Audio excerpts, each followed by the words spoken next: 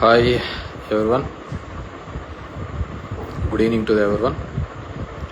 Hope everyone are fine, అంత బాగున్నారని అనుకుంటున్నాను. సో ఈ కపుల్ ఆఫ్ డేస్ తర్వాత అసెంబ్లీలో జరిగిన పరిణామాలు కానీ లేకుంటే బయట జరుగుతున్న పరిణామాలు కావచ్చు, జస్ట్ అలా షేర్ చేసి మాట్లాడదామనే ఉద్దేశంతో ఈ వీడియో పెట్టడం జరుగుతుంది.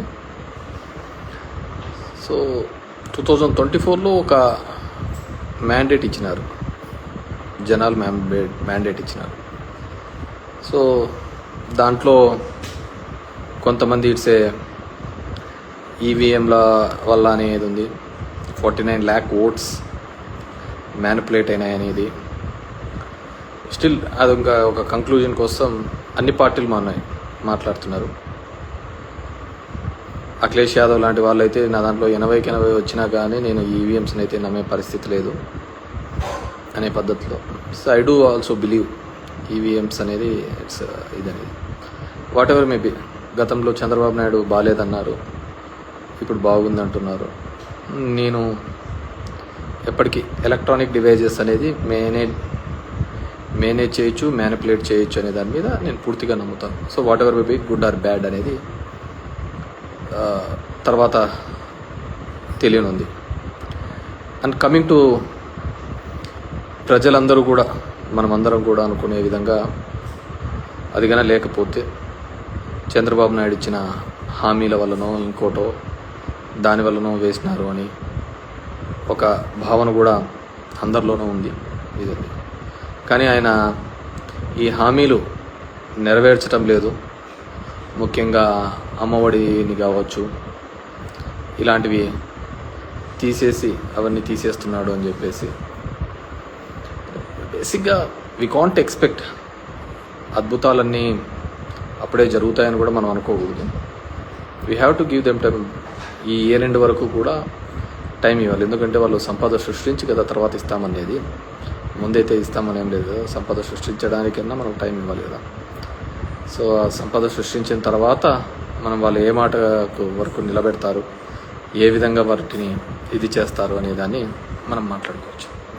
అంతకుముందు మీ దృష్టికి తీసుకొని రావాల్సినది ఇసుక ప్రభుత్వం ఒక విధానం. అంటే నేను మొదటి నుంచి కూడా ప్రభుత్వం అనేది, గవర్నమెంట్ అనేది అడ్మినిస్ట్రేషన్ చేయాలి కానీ వ్యాపారాలు చేయకూడదు అనేది. దాంట్లో 2 బిగ్ మిస్టేక్స్ వచ్చి, ఒకటి ఇసుక, మందు. ఆ 2 వ్యాపారాలు గవర్నమెంట్ చేయాల్సిన వ్యాపారాలు కాదు, అది థర్డ్ పార్టీ చేయాల్సిన వ్యాపారాలు. మనం అడ్మినిస్ట్రేషన్ చేయడం, దానివల్లనే మొత్తం చెడంతా మూట కట్టుకున్నామనే ఒక అపవాదం ఉంది. స్టిల్ ఈ గవర్నమెంట్ కూడా అదే కంటిన్యూ చేస్తుంది. వాళ్ళు ఏదైతే మారుస్తామన్నారో వాటిని మార్చకుండా తిరిగి అదే కంటిన్యూ చేయడం జరుగుతుంది. ఇట్స్ వాళ్ళ ఇది. ఇసుక అనేది ఉచితం అన్నారు, అది ఏ విధంగా దొరుకుతుంది మనందరికీ తెలిసింది.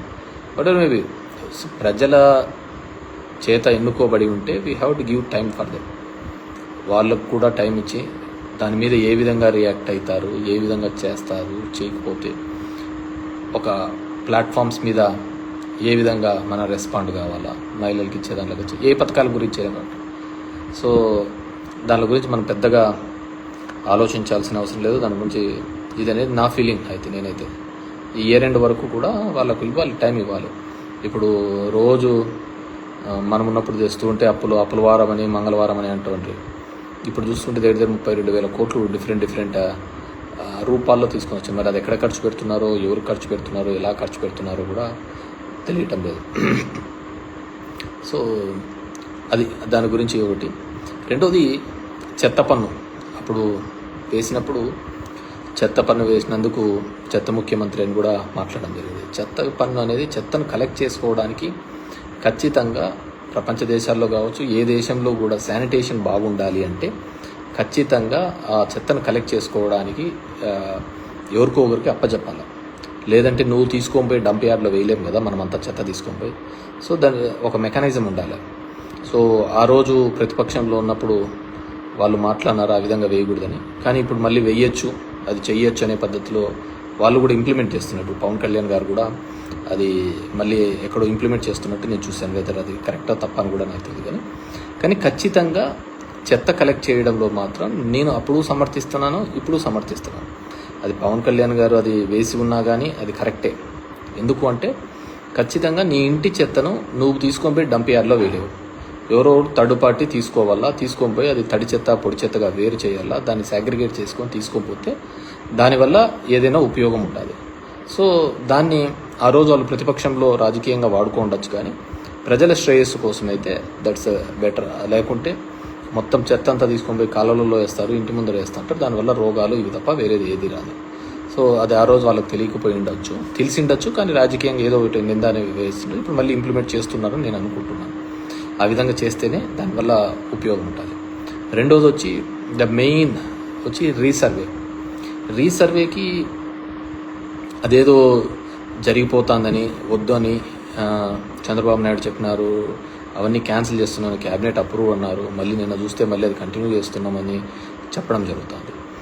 రీసర్వేకి సంబంధించి నిర్మలా సీతారామన్ తన బడ్జెట్ స్పీచ్లో కూడా చెప్పడం జరిగింది. ఇవి కొన్ని రిఫార్మ్స్ తీసుకొని రాకపోతే కష్టమని, పట్టణ ప్రాంతాల్లో అయితే జిఐఎస్ అని, జియోగ్రఫికల్ ఇండికేషన్ సిస్టమ్ అని, ఇక్కడైతే రీసర్వే అని, టైటిలింగ్ యాక్ట్ అని ఇలాంటివి తీసుకొని రావాలని, అప్పుడైతేనే మేము కొద్దిగా లోన్స్ ఇవ్వగలుగుతామనే పద్ధతిలో వాళ్ళు మాట్లాడడం జరిగింది. సో ఎందుకు నేను చెప్తున్నానంటే, ఉదాహరణకు మా అనంతపూర్ జిల్లా లాంటి జిల్లాల్లో సర్వే నెంబర్ 50 ఉదాహరణకు ఉంటే ఆ 50లో ఉండాల్సినది 70 ఎకరాల ఎక్స్టెంట్ అయితే 150 ఎకరాలకు పాస్బుక్లు ఉంటాయి.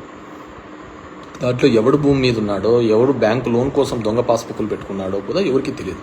ఆ విధంగా మా జిల్లాలో దగ్గర 25 లక్షల ఎకరాలకు ల్యాండ్ కంటే ఎక్కువ పాస్బుక్స్ ఉన్నాయి. అవన్నీ ఫిల్టర్ కావాలి, అవన్నీ క్లియర్ కావాలంటే ఖచ్చితంగా రీసర్వే తప్ప వేరే దారే లేదు. అది 100 years బ్యాక్ మనకు ఒకసారి రీసర్వే జరిగింది బ్రిటిష్ కాలంలో, మళ్ళీ ఇప్పుడు రీసర్వే జరుగుతుంది. అంటే భూమి ఎంతైతే ఉన్నామో, ఫీల్డ్ లెవెల్లో ఎంతైతే భూమి ఉంటుందో వాటిని గుర్తించి చేయడం. కానీ పొలిటికల్గా వాడుకొని వాటిని ఆ విధంగా చేయకూడదు, రీసర్వే అనేది నిలిపేస్తాము, దీనివల్ల అందరికీ ఇదని, మీ భూములన్నీ జగన్మోహన్ రెడ్డి తీసేసుకుంటాడని ఒక నెగిటివ్ ప్రచారం అయితే మొదలు పెట్టడం జరిగింది. ఏ విధంగా తీసుకుంటాడు జగన్మోహన్ రెడ్డి? పేదలకు ఇచ్చిన భూములే రిజిస్ట్రేషన్ చేసి ఇచ్చినాడు. అలాంటిది ఏ విధంగా తీసుకుంటాడు అనేది కూడా ఆలోచించలేరు అనుకుంటే డెఫినెట్గా నిజం నోరు దాటే లోపల అబద్ధం ఊరంతా చుట్టేసుకొని వచ్చినట్టు జరగాల్సిన నష్టం జరిగిందనేది అందరి యొక్క భావన. కానీ రీసర్వే లాంటివి డెఫినెట్గా ఇట్స్ అ రిఫార్మ్, అలాంటివి జరిగే తీరాలి. ఎందుకంటే దానికి గవర్నమెంట్ షూరిటీగా ఉంటుంది నీ టైటిల్కి. దానివల్ల 95% సివిల్ పంచాయతీలు, సివిల్ కోర్టులో డిస్ప్యూట్స్ అన్నీ తెగిపోతాయి. ఫీల్డ్ మీద భూమి లేకుండా చాలా పాస్బుక్స్, ఇప్పుడు మా జిల్లా చూస్తే 50 లక్షల ఎకరాలకు ఉదాహరణకు భూమి ఉంటే ఫీల్డ్ లెవెల్లో 75 లక్షల ఎకరాలకు పాస్బుక్లు ఉన్నాయి. సో అవన్నీ ఫిల్టర్ ఏ విధంగా అవుతాయి? కాబట్టి వాటన్నిటినీ కూడా ఏ విధంగా చేస్తారు అని అంటే మళ్ళీ రీసర్వే ద్వారానే అవన్నీ రెక్టిఫికేషన్ అనేది కావడం జరుగుతుంది. లీగల్ డిస్ప్యూట్స్ అన్నీ పోవాలి అంటే, కానీ దానిలకు కూడా తప్పు పట్టడం జరిగింది. సో అందుకే నేను చెప్తున్నాను కదా, ఏమేమి చెప్పారు, ఏదేది చెప్పారు, ఇవన్నిటినీ కూడా అందరము కూడా పొలిటికల్, సరే ప్రజలకు ఆవేదన ఉండేది ఉంటుంది. సో నాకు అది చూస్తున్నప్పుడు ఈ ప్రస్థానం సినిమాలో సాయి కుమార్ డైలాగ్ గుర్తుకొస్తుంది, ప్రతి మనిషిని కదిలించేది ఒక ఆశ ఒక్కటే అని. ఆ విధంగా ఆ ఆశతోనో కోరికతోనో కొత్తగా ఏమైనా మంచి జరుగుతుందని ఒక ఆలోచనతో చేసింటారు. So we have to give time. ప్రభుత్వానికి కూడా మనం టైం ఇవ్వాలి. టైం ఇచ్చిన తర్వాత వాళ్ళు కూడా ఈ ఇయర్లో కూడా చేయలేకపోతే సరే, ఒక ఫైనాన్షియల్ ఇయర్ అంతా అయిపోయినా కానీ నువ్వు చేస్తూ ఉన్న హామీలు ఏమైనాయి, సంపద సృష్టిస్తాను. ఇప్పుడు అమరావతి అనే దాంట్లో ఒక్కొరికి ఒక కన్ఫ్యూజన్ అనేది, కొంతమంది లోన్ అంటారు, కొంతమంది గ్రాంట్ అంటారు, కొంతమంది మేము చూసుకుంటామని చెప్పేసి ఫైనాన్స్ మినిస్టర్ మేము అని చెప్పి లోన్ కిందకి వస్తుంది. డిఫరెంట్ బ్యాంకింగ్ సెక్టర్, ఏఏబి కావచ్చు, ఎక్స్టర్నల్ ఎయిడెడ్ బ్యాంక్ ఈఏబి గురించి కావచ్చు, వరల్డ్ బ్యాంక్ గురించి కావచ్చు, డిఫరెంట్ బ్యాంక్స్ నుంచి ఇప్పిస్తాము అని అన్నారు. మరి అది ఏ విధంగా ఇప్పిస్తారనేది ఇంకా ఇంతవరకు గైడ్లైన్స్ రాలేదు. సో ఆ విధంగా ఉంది. దానిల మీద కూడా క్లారిటీ లేదనమాట. సో ఓవరాల్గా we have to give, because మనకు చేస్తామనేది ఎటువంటి ట్యాక్సేషన్ లేకుండా, కొత్తగా ట్యాక్సులు విధించకుండా, పెంచిన కరెంటు ఛార్జీలు తగ్గిస్తామని, పెరిగిన ఛార్జీలు తగ్గించి, ఎటువంటి ట్యాక్స్ లేకుండా సంపద సృష్టించి వాటి ద్వారా పథకాలు ఇస్తామని చెప్పేసి. సో మనం 2 నెలల్లోనే అద్భుతాలు జరుగుతాయనుకోవడం కూడా తప్పే, అద్భుతాలు చేస్తారనుకోవడం కూడా తప్పే. సో అది చంద్రబాబు నాయుడు గారు చేస్తారనేది ఇంకా పెద్ద తప్పు అవుతుంది. So we have to give time for them. And దాని లోపల కొన్ని చోట్ల ఈ గొడవలు కానీ ఇలాంటివి కానీ ఇట్స్ గుడ్ కల్చర్ కాదు అనేది మా భావన. ఎందుకంటే మనం వేసిన బంతి మళ్ళీ తిరిగి బౌన్స్ బ్యాక్ అవుతూ ఉంటుంది దాన్ని. సో అది మళ్ళీ వెనక్కి వస్తూ ఉంటుంది. సో అది చాలామంది మనల్ని ఎంకరేజ్ చేయొచ్చు, ఎంటర్టైన్ చేయొచ్చు, ఇలాంటివి చేయండి అని చెప్పేసి. మళ్ళీ అది రివర్స్ వచ్చినప్పుడు వాళ్ళు ఎవరు మనకు కనపడరు అనమాట. సో అవన్నీ కూడా మనం జాగ్రత్తగా, మన మాట తీరు, మన ఇదన్నీ కూడా జాగ్రత్తగా ఉంటే మనకి కూడా బాగా పీస్ఫుల్గా ఉంటుంది అనమాట. సో దిస్ అంటే బేసిక్గా నేను ఏంటంటే మన వాళ్ళు వైసీపీ క్యాడరు వీళ్ళంతా చూడన్నా ఇట్లా చేసినాడు అని ఈ సోషల్ మీడియా ప్లాట్ఫామ్స్లో నీళ్ళలో పెడుతుంటే అదే మనం కొద్దిగా టైం ఇవ్వాలా, టైం ఇచ్చిన తర్వాత చూద్దాం వాళ్ళ సంగతి అని చెప్పేసి. అదేవిధంగా అమ్మఒడి తీసేసి తల్లికి వందనం అనేది ఇలాంటివన్నీ పెట్టడం ఇంకా ఇప్పుడు లేదు, నెక్స్ట్ ఇయర్ అంటున్నారు. చూద్దాం నెక్స్ట్ ఇయర్కి ఏ విధంగా చేస్తారు. బేసిక్గా నేను జగన్మోహన్ రెడ్డి ఇప్పుడు ప్రభుత్వంలో ఒక ఎమ్మెల్యేగా కావచ్చు అబ్జర్వ్ చేసినది ఏంటంటే జగన్మోహన్ రెడ్డి గారు ఎక్కడా కానీ ఫ్రీబీస్ ఇవ్వలేదు. అందరూ ఏం చేస్తున్నారంటే ఉచితంగా పథకాలు పంచుతున్నాడు అనే ఒక తప్పుడు భావం తీసుకొని రాగలిగినారు. కానీ ఆయన ఎప్పుడూ కూడా ఉచితంగా పథకాలు ఏది ఇవ్వలేదు. అమ్మఒడి ఇచ్చినాడు అంటే స్కూల్లో పోయే డ్రాప్అవుట్స్ తగ్గినాయి, స్కూల్లో జాయిన్ అయ్యే వాళ్ళు పర్సంటేజ్ పెరగడం జరిగింది. నాడు నేడు చేసినారంటే ఒక గవర్నమెంట్ ఇన్స్టిట్యూట్ని డెవలప్ చేసే కార్యక్రమం చేసినాడు, ప్రైవేట్ ఇన్స్టిట్యూట్ని కాకుండా ఇది. సో అది అమ్మఒడికి అనేది ఉపయోగపడింది. విద్యా దీవెన, వసతి దీవెన అంటే హైయర్ ఎడ్యుకేషన్లో చదువుతున్న పిల్లలకు ఉపయోగపడేది. సో వాళ్ళందరికీ అర్థం కాలేదు హైయర్ ఎడ్యుకేషన్లో చదివే దాంట్లో ఆ డబ్బులంతా జగన్మోహన్ రెడ్డి ఫీజుల రూపం ద్వారా మన అమ్మద అకౌంట్లోకి వేస్తున్నాడు అనే విషయాన్ని గుర్తించలేకపోయి ఉండొచ్చు, ముఖ్యంగా దీనిలో యువతకు చూస్తే. అదేవిధంగా మహిళా సంఘాలకు డబ్బులు ఇచ్చినాడు అంటే ఎస్, అంతకుముందు రుణమాఫీ అనే పేరుతో ఎక్కడైతే మోసపోయిన మహిళా సంఘాలు ఉన్నాయో అవి ఏ గ్రేడ్ నుంచి డి గ్రేడ్కి వచ్చినాయి. దాన్ని మళ్ళీ అప్లిఫ్ట్ చేయడానికి కోసమే దాన్ని డి గ్రేడ్లోకి నుంచి ఏ గ్రేడ్లోకి తీసుకొని రావడం జరిగింది.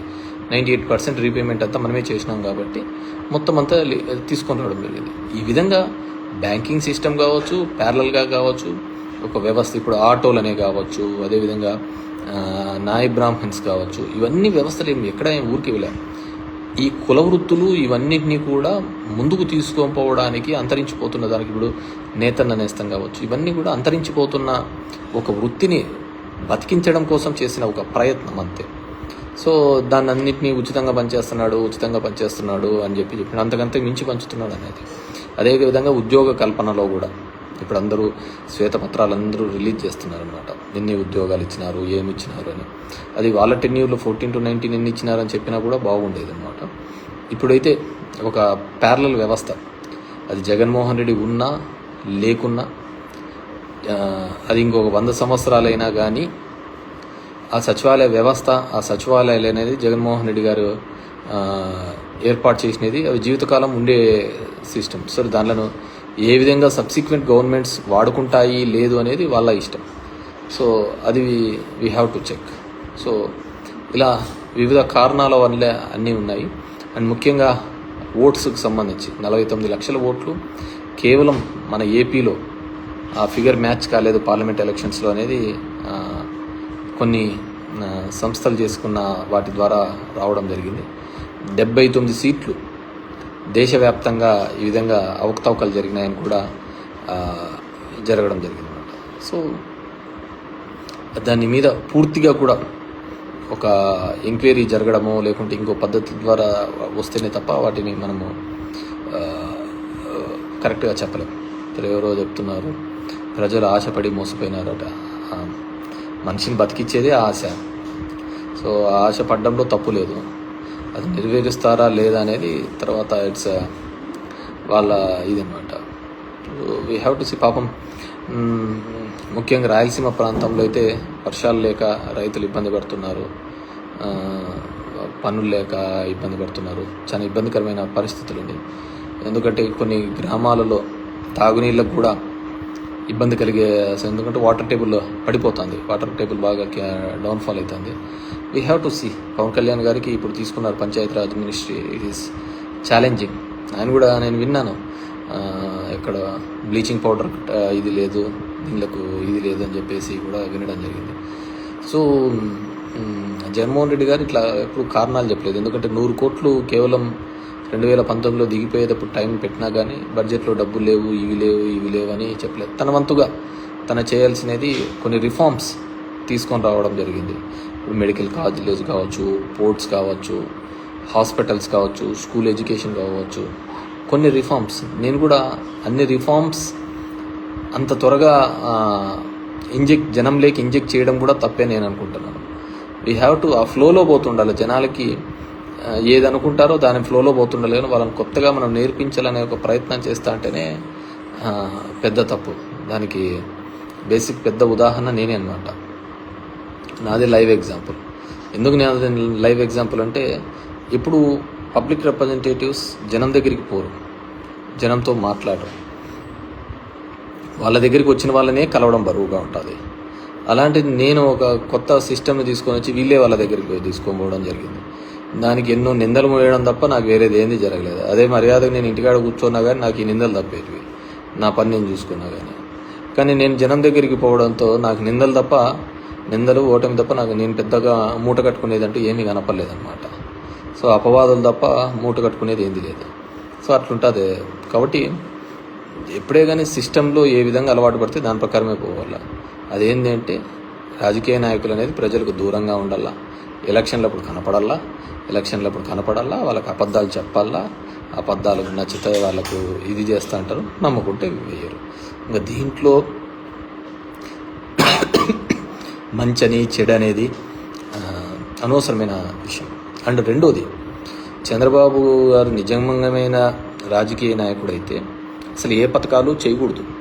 ఎందుకు చేయకూడదు అని నేను అంటానంటే, ఇన్ని పథకాలు చేసి ఎటువంటి అవినీతి లేకుండా ప్రజలకు అందించాలి అని జగన్మోహన్ రెడ్డి గారు అనుకున్నారు. ఆ విధంగా అనుకోవడం వల్లనే కదా జగన్మోహన్ రెడ్డికి 11 సీట్లు వచ్చినాయి. అదొక పొలిటికల్ లాగా చేసి ఇంకో విధంగా చేసింటే ఇప్పుడు అందరూ అదే చెప్తున్నారు కదా, వాలంటీర్ అనే వ్యవస్థను తీసుకొని రావడం ద్వారానే పార్టీకి దానికి దూరం అయిపోయింది అనేది అందరి యొక్క భావన. సో వాలంటీర్ వ్యవస్థ ద్వారా అవినీతి లేకుండా చేయాలి అనేది జగన్మోహన్ రెడ్డి యొక్క ఆలోచన. అది నచ్చలే జనాలకు. లేదు మేము ఇలాగే తిరగల్లా, మేము అందరి రాజకీయ నాయకులు ఇళ్ళ దగ్గరికే పోవల్లా, తిరగల్లా, ఇవ్వల్లా, మమ్మల్ని సతాయించల్లా, అప్పుడు కానీ మాకు ప్రభుత్వం నుంచి అందకూడదు అనే పద్ధతిలో ఆలోచించినారు. So we have to accept. So ఇప్పుడు గన చంద్రబాబు నాయుడు గన పథకాలు గన ఇవ్వడం మొదలు పెడితే అందరూ అంటారు కదా, ఏమని అంటారు, జగన్ రెడ్డి బాగా చేసినారు లేప, జగన్ రెడ్డి చేసిన దానికి మీరేం చేసినారు, ఇప్పుడు నేను చేసినా అవే చేస్తాము, కాబట్టి నా స్టైల్ వేరు అనే తన స్టైల్లో తన ఫంక్షనరీ మొదలు పెడతాడు. సో అదే ఫంక్షనరీ ఇప్పుడు మొదలు పెట్టినాడు అని నేను అనుకుంటున్నా.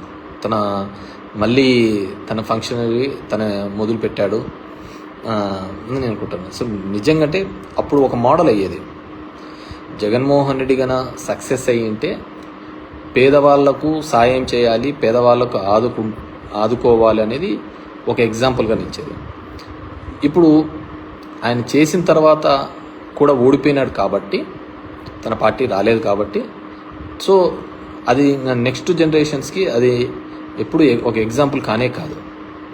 సో అది నెక్స్ట్ జనరేషన్కి అది ఎగ్జాంపుల్ కానే కాదు. సో నెక్స్ట్ జనరేషన్కి ఇంకోటి ఎగ్జాంపుల్, చంద్రబాబు ఇంకో పద్ధతిలో ఆలోచించాలి, అది పథకాల రూపంలో కాకుండా ఇంకో పద్ధతిలో ఆలోచించాలి. సో అతను అదే సంపద సృష్టిస్తాను అనే ఒక పద్ధతిలో ఆలోచించాడు. అది ఎంతవరకు సంపద సృష్టిస్తాడు ఏంది అనేది మనం we have to wait and see. So ఆయన ఇది చేయలేదు అని చెప్పేసి పెద్దగా కంగారు పడద్దండి, పెద్దగా ఆలోచించద్దండి. అండ్ బాగా బీ రిలాక్స్. ఈ మధ్యకాలంలో కొన్ని మంచి మూవీస్ వచ్చినాయి, కల్కిను, మహారాజా, ఇట్లా. నాకు ఆ సినిమాలు కూడా గుర్తుకొస్తాయి. ఏమన్నా పన్నా జగన్మోహన్ రెడ్డికి చెప్పండి, టికెట్ రేట్లు తగ్గియాలా అని చెప్పేసి పడి ఆ సినిమా వాళ్ళతో అందరితో నిష్ఠూరాలు తప్ప వేరేది ఏమన్నా ఉందా?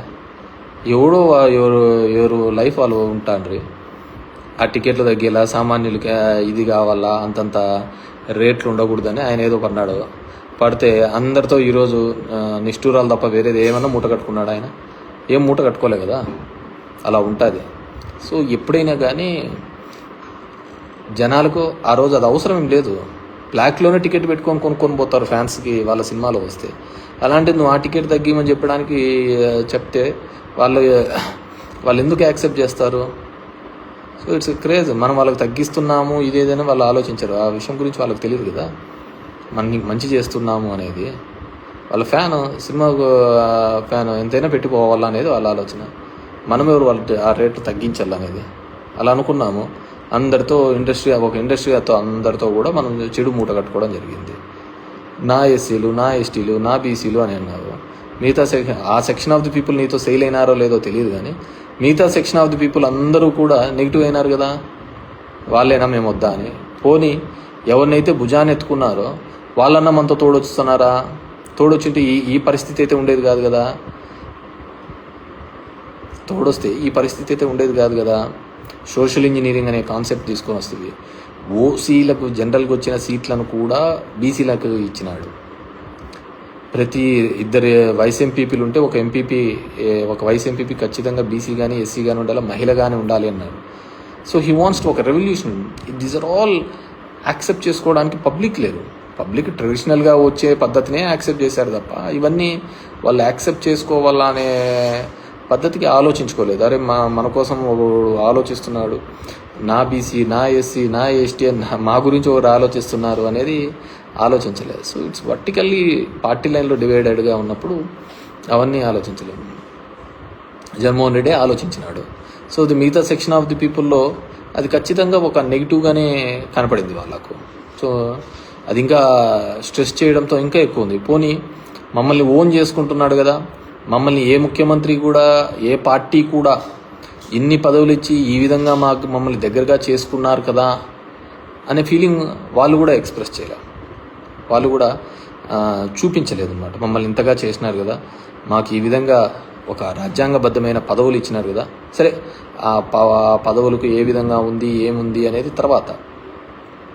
ఎంతోమందిని పక్కన పెట్టి ఇచ్చినాడు మమ్మల్ని. వాళ్ళకు వచ్చిన ఆపర్చునిటీని కూడా తీసేసి మాకు ఇచ్చినాడు కదా.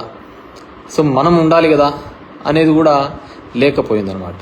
సో దీంట్లో మనిషి ఒకటి ఆశ కోరికలు దీళ్ళ మీద తప్ప వేరేది ఏది కానీ దీంట్లో కనపడదన్నమాట. సో మనము అంత చేసినా కానీ ఏ విధమైన పరిస్థితి కనపడలేదు. So I wish everyone be positive. This 4 years we have to go ahead. YCP వాళ్ళందరికీ కూడా. సో అందరూ కూడా బీ పాజిటివ్. సో ఉంటారు పాపం. జగన్మోహన్ రెడ్డి గారిని ఆలోచించండి. ఇంట్లో వాళ్ళు అతన్ని ఇబ్బంది పెడుతూ, బయట చంద్రబాబు నాయుడు ఇబ్బంది పెడుతూ, పైన బీజేపీ ఇబ్బంది పెడుతూ, ప్రతి ఒక్కరూ ఏదో విధంగా అతన్ని క్రష్ చేయాలా అని వాళ్ళ అహాన్ని చూపించుకోవాలనే ఒక ప్రయత్నం చేస్తున్నారు. So at this point of time మనమందరం కూడా వైసీపీ పార్టీకి ఆయనకు తోడుగా ఉండాల్సిన బాధ్యత. నాకు తెలిసి ఆయన ఎవరికే కానీ తెలిసి అయితే నష్టం జరిగిండదు. సో డెఫినెట్గా ఒక పొలిటికల్ డ్రివన్ తప్ప, రాజకీయంగా తీసుకోకపోవడం తప్ప ఆయన అన్నీ కూడా ప్రతి ఒక్కరికి కూడా మంచి చేసే ఒక ప్రయత్నమే చేసినాడే తప్ప ఎక్కడే కానీ నెగిటివ్ చేయలేదు. ప్రతి ఒక్కరికి మంచి చేయాలనే ఒక ఆలోచన తప్ప వేరేది ఏం చేయలేదు. సామాన్యుల వరకు కూడా ఒక మంచి చేయాలనే ఒక ఆలోచన తప్ప వేరేది ఏం చేయలేదు. సరే ఉండొచ్చు, రాజకీయంగానే చూసుకోలేదు. ఇప్పుడు ఎఫ్పీ షాప్స్ ఉన్నాయి ఒక పల్లెలో, ఒక గ్రామంలో. ఎఫ్పీ షాప్ అంటే ఆ ఊర్లో ఉన్న పెద్ద లీడర్ దగ్గరకు ఉంటుంది. అది జనాలందరూ అతని దగ్గరికి పోతుంటారు, లైన్లో నిలబడుతుంటారు, తెస్తుంటారు. జగన్మోహన్ రెడ్డి ఒక కొత్త పద్ధతి తీసుకొని వచ్చినాడు. ఒక వ్యాన్ పెట్టాలని, అది ఇంటింటికి పోయి ఇవ్వాలని. సో అక్కడ అతను బాధపడినాడు, వీళ్ళకు సాటిస్ఫాక్షన్ లేదు. అలా మల్టిపుల్ రీజన్స్తో ఈ విధంగా ఉంది. So that's it for now.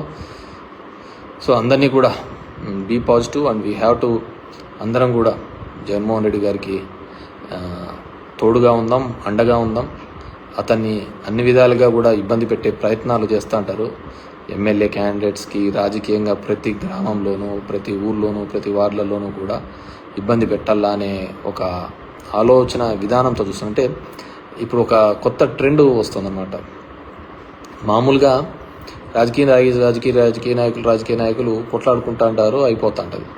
ఇప్పుడు అదంతా అయిపోయిన తర్వాత దానికి సంబంధించిన అధికారులను కూడా, ఐఏఎస్లను వీళ్ళను అప్పుడైతే ఎవరైతే ఉన్నారో వాళ్ళను కూడా కంప్లైంట్లు పెట్టాలా, కేసులు పెట్టాలనే ఒక ఆలోచన చేస్తున్నారు.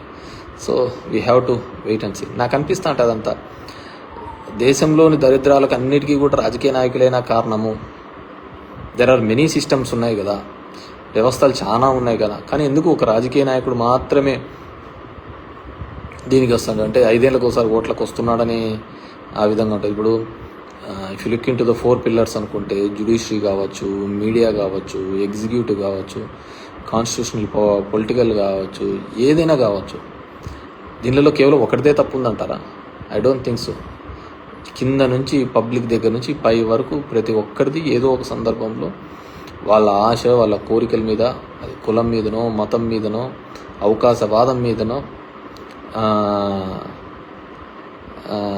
ప్రతి ఒక్కదాని మీద ఏదో విధంగా రన్ అవుతానే ఉందన్నమాట. సో ఇవన్నిటినీ కూడా అండ్ ఫ్యాక్షనిజం పెరుగుతుందని ఎవరో పెట్టారు, పురుషోత్తం అంట. ఎస్, డెఫినెట్గా ఇవన్నీ కూడా ఫ్యాక్షనిజానికి తోడుగు అయ్యేటివే. ఒకరికొకరి మీద ఒకటి కలిసి వచ్చి ఫ్యాక్షనిజానికి ఇంకో విధంగా ఒక అన్రెస్ట్ వచ్చిందనుకో. అన్రెస్ట్ వచ్చినప్పుడు డెఫినెట్గా అందరూ రివోల్ట్ అవుతారు, అందరూ రోడ్ల మీదకి వస్తారు. ఆ రోడ్ల మీదకి వచ్చినప్పుడు, ఆ రివోల్ట్ వచ్చినప్పుడు డెఫినెట్గా నో వన్ కెన్ స్టాప్ అనమాట. ఎందుకంటే మనం చూసాం ఈ దేశంలో ఉల్లిగడ్డల రేట్లు పెరిగినప్పుడు కూడా ప్రభుత్వాలు పడిపోయిన దేశం ఉంది అనమాట. కాబట్టి ప్రతి ఒక్కటి కూడా అదే విధంగానే ఉంటుంది. దీంట్లో మంచికి చెడుకు లేదు, కేవలం స్వార్థానికి, ఆశకు, కోరికలకు తప్ప దీంట్లో వేరే ప్లేస్ లేదనమాట ఎక్కడ కానీ. సో దాన్ని బట్టి మనం కూడా పోతూ ఉంటే బాగుంటుంది. So I wish all the best. So చాలా రోజులైన తర్వాత కానీ ఒక ఇది అండ్ అందరికీ నేను కోరుకునేది ఒకటే, don't expect much from Chandrababu Naidu. ఏదో ఆయన చెప్పిన పథకాలని రాత్రికి చేసేసి అద్భుతాలు చేస్తాడు అని చెప్పేసి మనంగా అనుకోవాల్సిన అవసరం లేదు. ఎందుకు చెప్తున్నానంటే డెఫినెట్గా గతంలో అతను ఎప్పుడు చేసిన దాఖలాలు లేవు. అండ్ జగన్మోహన్ రెడ్డికి జరిగిన తర్వాత 11 సీట్లు ఇచ్చిన తర్వాత, ఇన్ని పథకాలు, ఇంత మంచి అవినీతి లేకుండా జరిగిన తర్వాత 151 నుంచి 11 సీట్లు తీసుకొని వచ్చిన తర్వాత ఇంకే రాజకీయ నాయకుడికైనా సరే కొద్దిగానే ఆలోచన ఉంటే అతను ఖచ్చితంగా ఇలాంటి పథకాలు ఏవే కానీ చెయ్యడు. ఎందుకంటే అన్ని చేసినా కానీ జగన్మోహన్ రెడ్డికి ఏం చేశారు అనే ఒకటే బిగ్ క్వశ్చన్ మార్క్. సో కాబట్టి ఎవరే కానీ నాకున్న అంచనా ప్రకారం అయితే ఎవరు చేయరు. ఏదో ఎలక్షన్లకు 2 నెలల ముందు వస్తూ అంటారు, నీకు ఏది ఇష్టమైతే అది ధర్మవరానికి సముద్రం కావాలంటే తీసుకొని వస్తామంటారు, ఇంకోటి కావాలంటే తీసుకొని వస్తారు, అట్లేదో మాటలు చెప్తా అంటారు, పోతా అంటారు. సో దట్స్ పీపుల్స్ అన్నమాట. Thank you very much.